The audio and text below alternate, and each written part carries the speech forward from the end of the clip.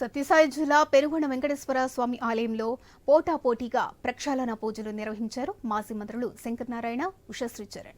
జగన్ తిరుమలకు వస్తున్నారంటే కూటమి ప్రభుత్వానికి ఎందుకు అంత భయమంటూ ప్రశ్నించారు. పాపం చేసిన వాళ్లు ప్రాయశ్చిత పూజ చేయాలి కానీ పవన్ కళ్యాణ్ ఎందుకు పూజ చేశారని ప్రశ్నించారు. ఇక కూటమి ప్రభుత్వం తప్పు చేస్తుందని తెలిసే పవన్ ఈ ప్రాయశ్చిత పూజలు చేశారంటూ ఎద్దేవా చేశారు.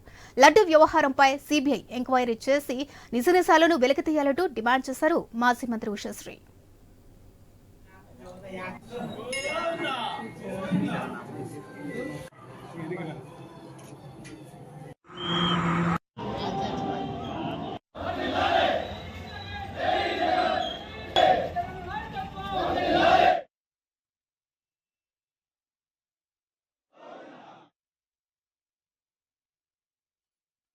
సూటిగా అడుగుతున్నాను కూటమి ప్రభుత్వానికి, జగన్మోహన్ రెడ్డి గారు తిరుమల వస్తున్నారంటే మీరు ఎందుకు భయపడుతున్నారు?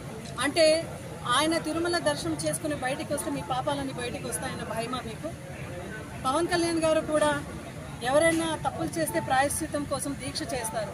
ఆయన మనపైన అబండాలు మోపి ఆయనే ప్రాయశ్చిత పరంగా దీక్షలు చేస్తున్నాడు అంటే ఖచ్చితంగా తప్పు వాళ్ళదే అనే సంకేతం కూడా ఆయన పంపిస్తున్నారు.